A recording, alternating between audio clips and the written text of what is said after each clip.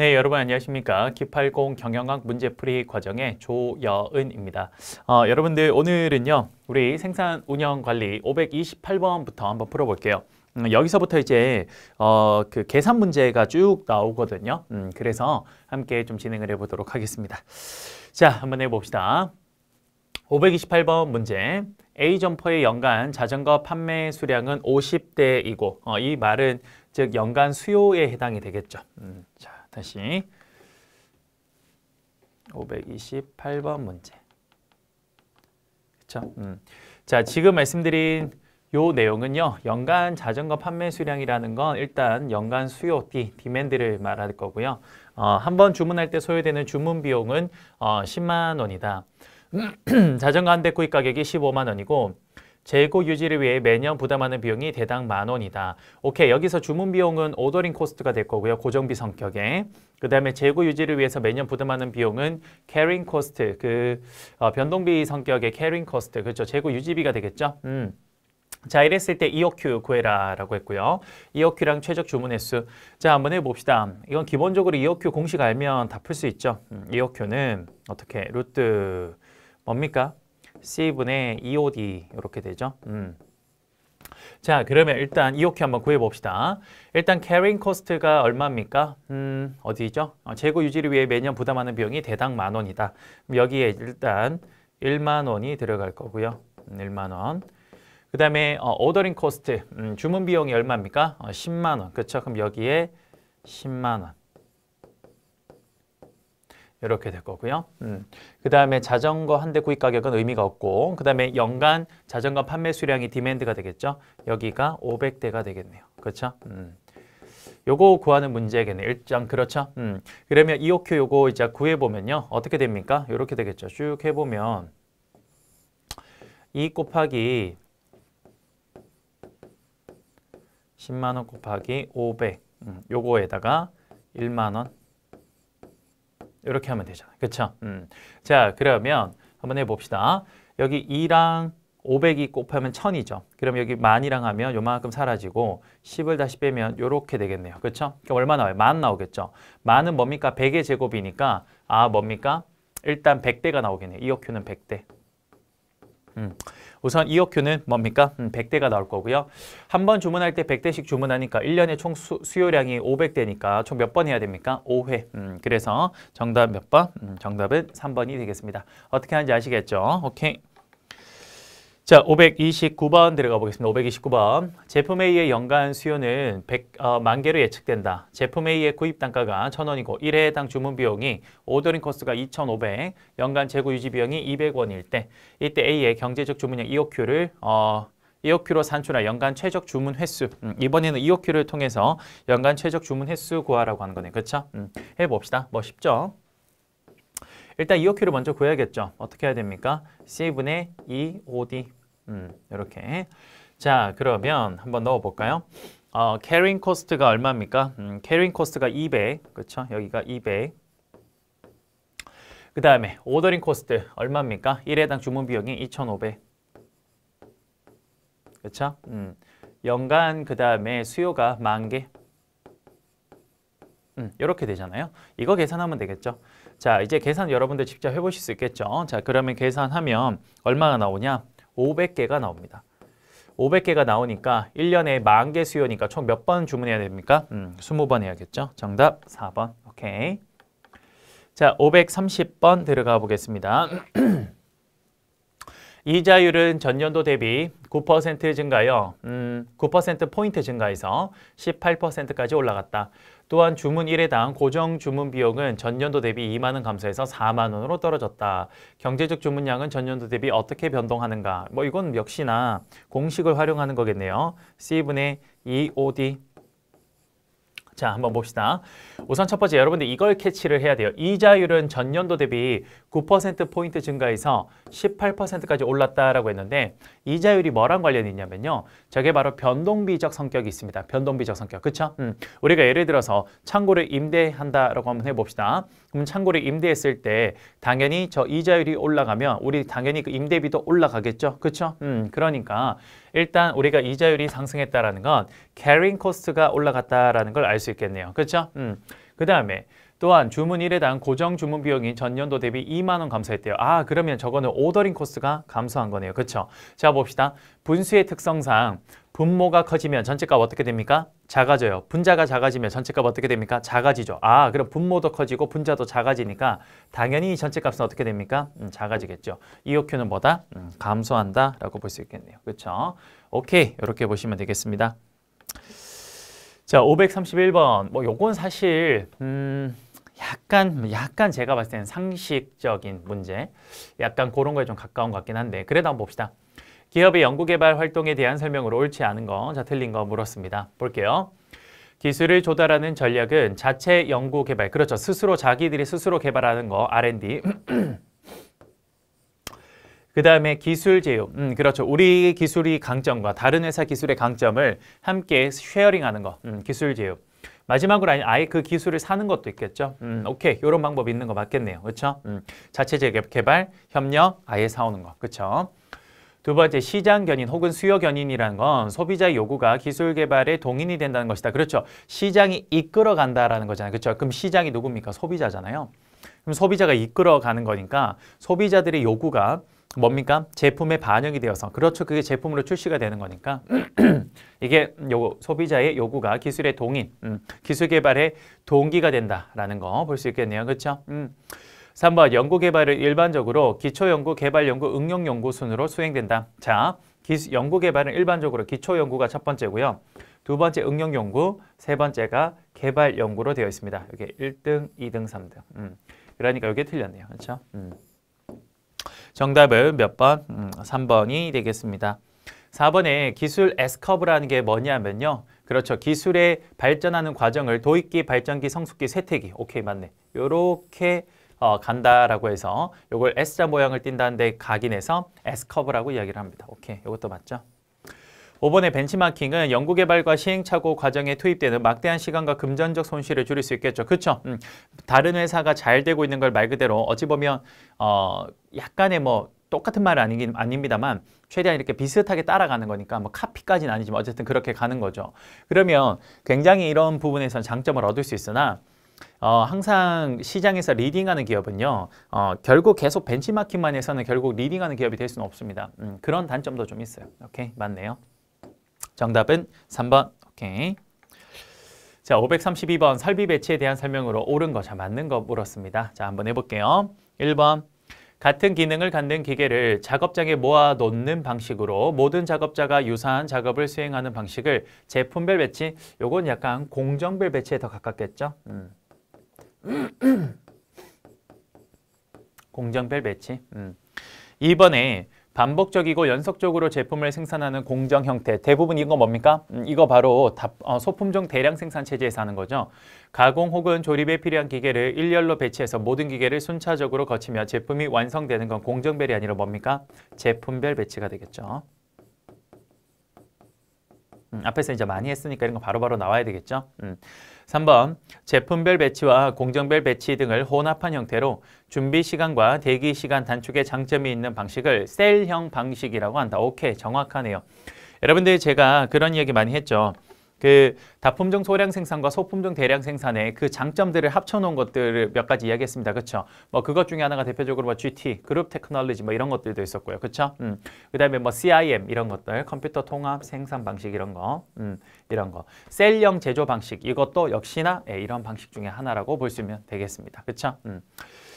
4번에 TV를 제작하는 데 있어서 셰시 조립, 회로 기판 장착, 브라운관 장착, 스피커 장착, 외장 박스 장착, 최종 검사 등을 거치는 방식은 고정형 배치가 아니죠. 고정형 배치는 이렇게 하는 게 아니라 고정형 배치는 뭐였습니까? 제가 설명했죠. 빌딩 같은 거. 그 부피나 그 무게가 너무 커서 그래서 움직이기가 힘든 거.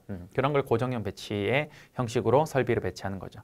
5번에 제품별 배치는 주어진 제품과 파트의 배치 사이즈가 종속된 생산 라인 유지할 수 있을 때 주로 사용된다. 제품별 배치라는 건 계속 말씀을 드리지만 뭡니까? 여기 있는 2번 같은 경우 뭡니까? 소품종 대량 생산처럼 연속 생산 방식일 경우에 우리는 뭡니까? 그렇죠. 제품 라인별로 배치를 하는 겁니다. 그렇죠?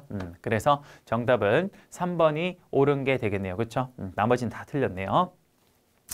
오케이, 됐고요. 그 다음에 533번 들어가 보겠습니다. ABC 재고관리 앞에서도 한번 했죠. 이거에 관련한 다음 설명 중 가장 적절치 않은 것은 자 틀린 거 물었습니다. 그렇죠? 자 비슷한 문제들이 이렇게 좀 많이 나올 때 여러분들은 한꺼번에 이것들을 계속 반복적으로 풀어보면서 아 이런 유형의 문제들이 어떻게 보기 선지가 나오고 문제가 구성되는가 이런 것들을 빨리빨리 캐치를 좀 하셔야 됩니다. 오케이? 요게 가장 큰 장점이죠. 비슷한 것들을 많이 풀어봤을 때 거기에서 오는 약간의 출제자들의 뉘앙스를 우리가 이제 빠르게 파악할 수가 있거든요. 오케이? 자, 한번 해보겠습니다. 적절치 않은 거 1번. 지급 상품의 종류가 다품종인 경우 오케이. 그래서 재고가 A재고, B재고, C재고 무슨 말입니까? 가치가 높은 것부터 낮은 것으로 2번에 A 품목, B 품목, C 품목 중 총 가치 대비 비중이 가장 큰 품목군이 오케이 A이죠. 가장 낮은 건 C. 그 다음에 하나 더 해볼까? 여기서 그 쓰는 법칙이 뭡니까? 파레토 법칙이었죠.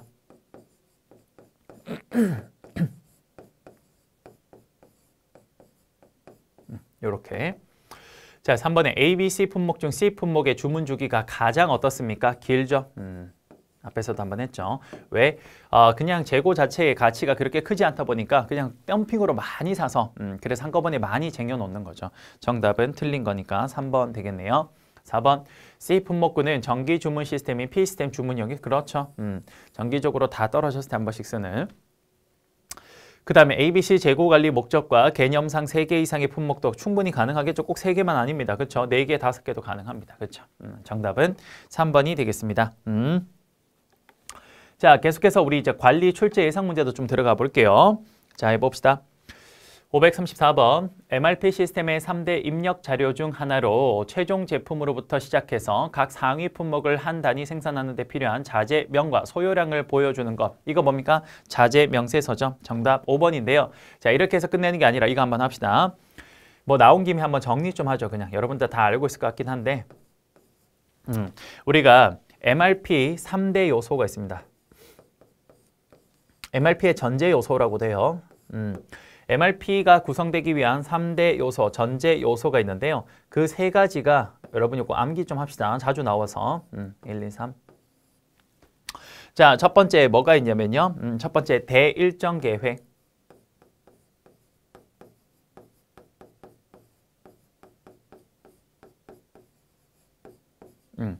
대일정 계획이라 그러고요. 이걸 영어로도 이렇게 기억할게요. MPS라고까지 기억하겠습니다. 왠지는 잠시 후에 설명드릴게요. 두 번째는 뭐 있습니까? 방금 말씀드린 자재명세서.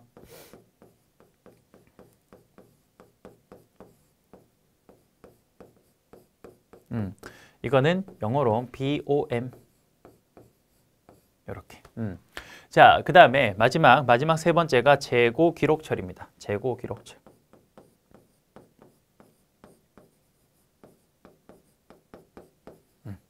요거는 영어로 IR이라고 적어요.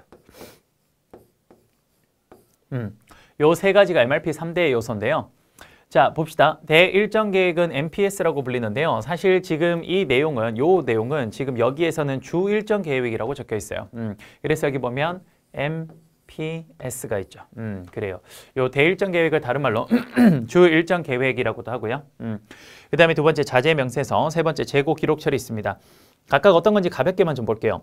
대일정 계획이란 건요. 생산 활동의 기본이 되는 제품별 생산 일정과 생산량에 대한 정보를 파악하는 거. 거기에 활용되는 걸 우리 주 일정 계획 혹은 대일정 계획이라고 하고요. 자재 명세서는 좀 전에 했던 거고 재고 기록 처리란 건 자재별 수불 현황이나 현재 재고 수준이나 조달 기간 등을 파악하는 데 이용되는 게 그게 바로 재고 기록 처리입니다. 사실 뭐 세부 내용을 아는 것도 중요하긴 합니다만 가장 자주 나오는 게 MRP의 3대 요소라고 해서 이렇게 나오는 경우가 좀 많았어요. 그래서 요거 다 좀 기억하고요. 왜 제가 지금 영어도 기억하라고 했냐면요. 바로 이거예요. 한글로 그 말이 좀 다르게 나올 때가 있거든요. 그럴 때 여러분들 이 영어를 보고 확인을 좀 하라는 겁니다. 그렇죠? 재고 기록 처리도 IR, 그 다음에 자재 명세서도 BOM, Bill of Materials 해서 BOM이라고 해요.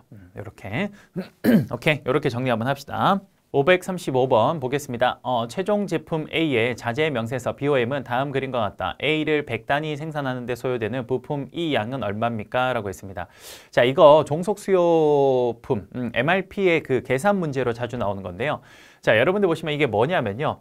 요 밑에 있는 요 지금 괄호가 뭐냐면 A 제품 한 단위를 생산하는데 그때 B가 몇 개 필요하냐? 종속 수요품으로. 그렇죠. 이게 2개 필요하다. 2단위가 필요하다라는 거예요.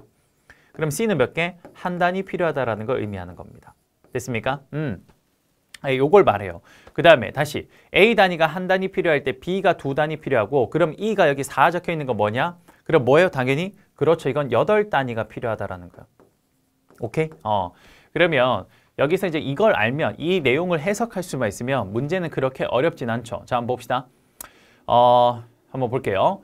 A를 100단위 필요하는데 이게 100개 필요하는데 100개 생산하는데 그럼 최종적으로 E가 몇 개 필요하냐? 그러면 100개 생산하는데 200개 여기 필요할 거고요. 그 다음 여기 몇 개 필요해요? 오케이, 800개 필요하겠네요. 그렇죠? 그러니까 뭐 답은 쉽죠? 답은 몇 번? 답은 5번이 되겠습니다. 됐죠? 자, 됐고요. 그러니까 여러분 이렇게 해석하면 돼요. 여기 한 단위당 여기 2단위 필요하고요. 요거 다시 한 단위 만드는데 몇 개 필요해요? 4단위 필요하다라는 거죠. 그러니까 2단위면 몇 개 필요해요? 8단위가 필요한 거죠. 오케이? 오케이. 자, 그 다음에 536번 한번 들어가 볼게요. 자, 지금부터 MRP와 관련된 유사한 문제들이 계속 좀 나올 거예요. MRP 유사한 문제들이 좀 많이 나오고 그 다음에 지뜨와 이렇게 비교하는 문제들이 굉장히 좀 많이 나오거든요. 이 빈출되는 부분이라서. 그래서 좀 비슷한 문제들이 쭉 나올 텐데 감을 좀 잡아보세요. 어떤 부분이 틀린 걸로 자주 나오는지. 536번 한번 들어가 보겠습니다. 자, 자재 소요객 MRP와 관련된 설명으로 옳은 거, 자 맞는 거 물었어요. 맞는 거 해볼게요. 1번 MRP는 풀 생산 방식의 전형적인 예로서 시장 수요가 생산을 촉발시키는 시스템이다. 자, MRP는요 전통적으로 이 푸시 시스템입니다. 푸시 시스템. 그러면 여러분 풀 생산 방식은 뭐냐면요. 제가 앞에서도 한번 얼핏 이야기했는데 무재고 생산 시스템에 해당하는 지뜨가 풀 생산이에요. 푸시는 앞쪽에서 이제 수요를 예측을 해서 그래서 뒤쪽으로 계속 밀어내는 거라면 반면 풀은 뭐냐? 지뜨 생산처럼 그 수요가 주문이 들어오면 그때서야 자기들이 필요로 한 것들을 뒤쪽에 주문을 넣어서 잡아서 땡기는 방식이죠. 그렇죠? 그래서 MRP는 풀이 아니라 푸시입니다. 이게 사실 자주 틀린 보기로 나오는 것 중에 하나라서 한번 체크를 좀 하라고요. 오케이? 그래서 옳은 거니까 일단 이거 틀렸죠, 1번. 그 다음에 2번 한번 봅시다. MRP는 독립 수요를 갖는 부품들이 아니라 방금도 아까 이야기했지만 뭐였습니까? 오케이, 종속 수요죠. dependence. 그래서 2번도 틀렸네요. 그렇죠? 3번은요. 자재 명세서의 각 부품별 계획 주문 발주 시기를 근거로 MRP를 수립한다라고 했는데 자재 명세서는 앞쪽에서도 했죠. 자재 명세서는 제품을 구성하기 위해서 필요한 종속 제품의 수량을 체계화된 도표나 그림으로 나타낸 겁니다. 그렇죠? 그래서 아까 전에 이렇게 생긴 거잖아요. 요렇게.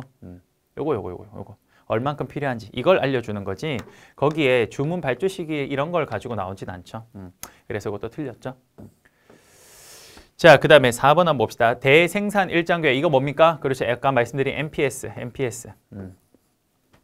자, 대생산 일정 계획의 완제품 생산 일정과 생산 수량에 관한 정보를 근거로 MRP를 수립한다. 이게 바로 대생산 일정 계획이었죠. 정답은 몇 번? 옳은 거니까 4번이고요. 5번에 MRP는 독립적 수요 아니고 방금 뭐라 그랬죠? 종속적 수요라고 했습니다. 그렇죠? 정답은 4번 되겠네요.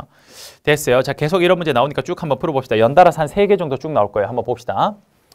자, 자재 소요 계획 MRP에 관한 설명으로 가장 거리가 먼 것은 자, 틀린 겁니다. 1번 독립 수요 제품의 소요량 산정을 위해 주로 사용되는 거 아니죠. 방금 바로 그랬어요. 종속 수요 제품. 그래서 정답은 1번이고요. 나머지도 보겠습니다. 계획 생산에 의한 푸시. 그렇죠. 아까 전에 풀이라고 해서 틀렸는데 푸시. 맞죠?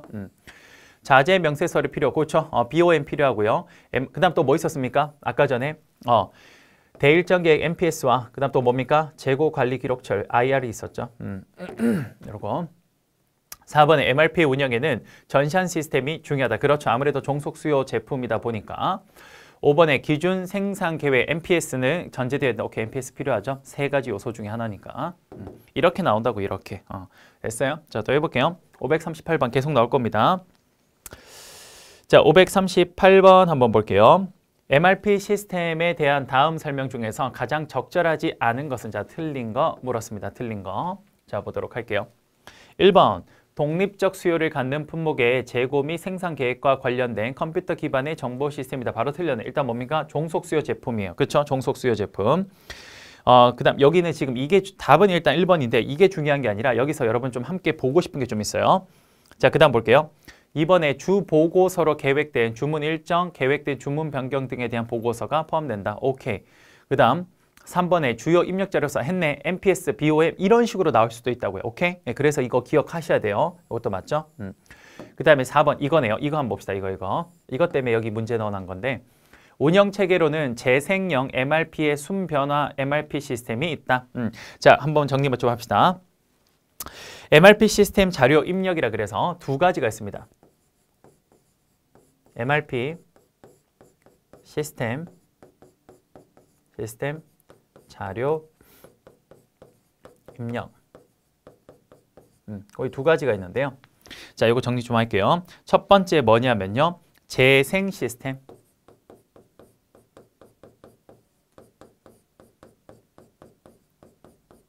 재생 시스템. 그 다음 두 번째는 뭐냐면요. 순 변경 시스템. 요거 두 개 정리 좀 할게요.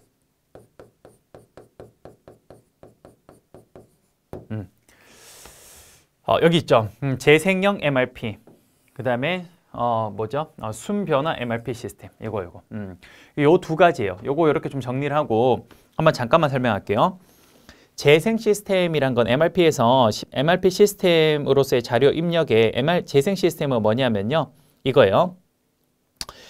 정해진 시간에 정기적으로 발생한 변동사항을 입력해서 시스템 내의 모든 기록을 변화에 맞게 완전히 재조정하고 새로운 계획을 수립하는, 자, 여기 핵심어 좀 적어볼게요. 이게 뭐냐면요. 핵심어가 주기적 자료 입력 및 관리 시스템입니다. 주기적 자료 입력, 여기다 적을게요. 주기적 자료 입력 및 관리 시스템. 이렇게 정리하고요. 그 다음 순 변경 시스템은요. MRP에 영향을 미치는 변화가 발생할 때마다 변동사항을 입력하여 변화에 의한 영향을 받는 시스템 내의 모든 구성 요소를 재조정하는, 자, 여기서는 핵심이, 여기는 주기적이죠. 그럼 순 변경은요. 이렇게 적을게요. 지속적. 할 때마다 하는 거예요. 할 때마다. 지속적 자료 입력 및 뭐다? 관리 시스템. 오케이. 이렇게 하도록 하죠. 그러니까 이거는 주기적, 드문드문 이렇게 하는 거라면 여기는 지속적, 있을 때마다 한다라는 거죠. 오케이? 오케이. 이렇게 정리 좀 하면 되겠습니다. 됐죠?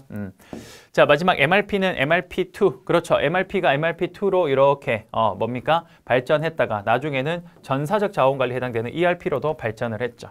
그래요. 정답은 어떻게 됩니까? 1번이 되겠네요. 됐어요? 자, 539번 봅시다. 푸시 시스템과 풀 시스템. 푸시 시스템의 대표적인 게 바로 MRP에 해당될 거고요. 풀 시스템의 대표적인 게 지트가 되겠죠. 그렇죠? 자, 여기에 대한 걸로 적절하지 않은 거. 푸시 시스템의 적시 생산 시스템, 이건 JIT, 지트. 그 다음에 풀 생산 시스템의 자재 소요 계획 시스템, 이거 MRP죠. 반대죠. 반대. 이거 두 개가 반대로 돼야 되죠. 이렇게. 정답 틀린 건 바로 1번. 그 다음에 푸시 시스템은요, 생산자 중심이죠. 그렇죠. 이 사람들이 수요를 미리 예측을 해서, 그래서 미리 만들어서 쭉쭉쭉 뽑아내는 거라면, 풀 시스템은 소비자의 주문이 들어왔을 때 그때그때 들어가는 거니까 소비자 중심이 맞을 겁니다. 그 다음에 푸시 시스템은 아무래도 비반복 생산의 재고 관리라면, 여기는 반복 생산의 재고 관리라고 볼 수 있고요. 푸시는 약간의 분량을 인정합니다. 하지만 풀은요, 무결점을 주로 추구하죠. 그리고 또 여기는 뭡니까? 여기는 바로 뭡니까? 무재고도 추구를 하죠. 짓드니까요. 그 다음에 푸시 시스템은 납품업자와의 적대 관계라면 풀 시스템은 납품업자 협력 관계입니다. 왜 그러냐면요. 필요할 때마다 그쪽에 주문을 넣어서 땡겨와야 되기 때문에. 그렇죠? 그래서 정답은 1번이 되겠네요. 나머지는 다 맞죠? 오케이. 자, 540번 한번 볼게요. 540번. 수요 예측에 관한 다음 설명 중 옳지 않은 거죠. 틀린 거 물었습니다. 볼게요. 1번. 수요 예측의 대상이 되는 수요는 독립 수요다. 그렇죠. 이 수요 예측의 대상이 되는 건 종속 수요가 아니라 독립 수요 그 자체를 말해요. 그렇죠. 2번에 주문 생산에서 수요 예측은 중요시된다. 아니죠. 여러분들 우리가 주문 생산이라는 게 대표적인 게 짓든데 이건 수요 예측이 필요 없어요. 왜? 주문이 들어오면 그때에 우리가 이제 생산에 들어가는 거기 때문에 이거는 수요 예측이 중요하지가 않죠. 수요는 그냥 그때그때 주문에 맞춰서 들어가면 되는 거니까요. 그렇죠? 그래서 정답은 2번이 되겠습니다. 자, 3번. 수요 예측 기법의 평가 기준에는 정확성, 간편성, 충실성 등이 있어야 있다. 그렇죠. 수요를 정확하게 예측할 수 있어야 되고 너무 복잡해도 수요 예측 기법으로서는 옳지 않죠. 그리고 우리가 원하는 것들을 충분히 반영할 수 있어야 됩니다. 그렇죠? 맞네요. 4번 수요 예측을 할 때 우연 변동은 고려 대상이 아니다. 그렇습니다. 수요 예측을 할 때는 인간이 합리적이라는 전제 하에서 우연의 변동은 일단 배제하고 이렇게 되지 않을까라고 생각하고 예측하는 거기 때문에 그런 우연 변동까지는 고려할 수가 없어요. 이건 신만 하는 거죠. 신만. 그러니까 4번도 맞아요. 5번에 전문가들이 한자리에 모여 수요 예측을 실시하는 방법은 델파이 기법이다. 이것도 틀렸죠. 여러분 죄송한데 요거는 복수 정답을 하겠습니다. 2번이랑 5번 두 개로 체크를 하도록 할게요. 예. 왜 5번도 틀렸어요? 한번 봅시다. 한번 공부하는 겸 해볼게요. 전문가들이 한자리에 모여서 수요 예측을 실시하는 방법은 델파이 기법이래요. 델파이 기법 앞쪽에서 했네. 뭡니까? 전문가 여러 명이서 익명의 전문가 여러 명이서 서면으로 반복적 피드백을 통해서 수요 예측을 하는 겁니다. 그렇죠? 그러니까 델파이 기법의 핵심이 뭐냐면 익명의 익명.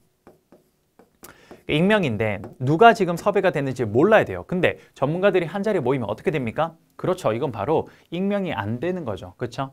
그래서 요거는 두 개 틀린 걸로 하겠습니다. 2번, 5번 됐습니까? 오케이. 540번에 요거 두 개 진행할게요. 자, 그 다음에 541번 들어가 보겠습니다. 적시 생산 지트 시스템의 특성이 아닌 것을 물었습니다. 쉽네요. 정답 몇 번? 1번 푸시가 아니라 뭐였습니까? 그렇죠. 풀 생산 방식이죠. 이렇게. 그 다음에 칸반이라는 거 저희는 지난번에 이야기했죠. 그 어떤 그 박스 안에 그 얼마만큼 찾는지를 가지고 공장의 부하를 체크할 수 있고요. 그러다 보니까 공장의 부하를 최대한 균일화하고 유연하게 생산할 수 있으며 생산 준비도 굉장히 빨리 진행할 수 있다라고 이야기를 합니다. 541번에는 정답 1번 되겠네요. 자, 역시나 지트 보겠습니다. 적시 생산의 주요 요소로 볼 수 없는 것을 물었습니다. 볼 수 없는 거. 1번, 부품의 표준화. 그렇죠. 그렇게 해야 빨리빨리 만들어질 수 있고 이렇게 해서 무결점의 제품을 만들어내고 오케이, 무재고 시스템을 만들어내는 거 맞죠? 가동 준비 시간의 감소. 역시나 준비 시간을 빨리 최대한 줄일 수 있다는 거 맞고요. 대규모 로트가 아니라 아까 뭐였습니까? 그렇죠. 소규모죠. 소규모. 그래서 칸반 같은 거 쓰잖아요. 그래서 정답은 4번 되겠네요. 5번, 그렇죠. 미리미리 예방 관리한다라는 거 여기까지 됐네요. 자, 됐고요. 그 다음에 543번 들어가 보겠습니다. 543번 수요 예측에 대한 설명으로 가장 옳은 것은 자, 맞는 거 물었어요. 맞는 거. 자, 1번 전문가 그룹에 대해 설문조사를 하는 델파이법은 대표적인 정량적이 아니라 지난번에 했죠. 뭡니까? 정성적 기법이죠. 그 다음 틀렸네요. 옳은 거 찾아라 그랬죠. 2번 종속변수가 독립변수를 설명하는 결정계수. 결정계수라는 건 요 반대죠. 독립변수가 종속변수를 설명하는 그 크기를 말합니다. 그렇죠? 3번 단순 이동평균법에서 이동평균 기간을 길게 잡을수록 최근의 추세의 변화에 뭡니까? 민감한 게 아니라 과거의 데이터가 많이 최근에 반영되기 때문에 오히려 최근 추세에 둔감하게 반응합니다. 그렇죠? 그래서 이것도 틀렸네요. 그렇죠? 그 다음 4번 인과형 예측 모형의 대표적인 방법이 오케이 회귀 분석 있죠. 그 다음 지난번에 말씀드린 것처럼 원인 독립변수를 여러 가지 두는 거는 다중 회귀 분석이라고 했죠. 정답은 4번. 5번에 지수평활법은 평활상수가 클수록 최근 자료에 더 뭡니까? 그렇죠. 앞에서도 한번 했죠. 높은 가중치를 두게 됩니다. 정답은 4번 되겠네요. 됐습니까? 오케이. 자, 그 다음에 544번 한번 봅시다. 자, 이게 지수평활법 하는 거죠. 지수평활법 한번 해봅시다. 지수평활법 어떻게 했습니까? 수요 예측은 어떻게 하냐? 이렇게 했죠. 어떻게 했어요? 과거 예측치에 플러스 알파에 뭡니까? 과거 실체치 빼기 과거 예측치 이거 아닙니까? 그렇죠. 자, 그러면 여기다 대입하면 되겠죠. 뭐 문제는 쉽죠? 한번 해보겠습니다. 이번 달의 수요 예측치가 1000개이고 1000개. 그러면 봅시다. 그 다음에 실제 수요는 900개일 때 지수평화법을 이용해서 다음 달을 해라. 그러면 다음 달 수요 예측이니까 이번 달은 과거 여기에 해당되겠네요. 그렇죠? 수요 예측치가 1000개래요. 그럼 이거 1000개.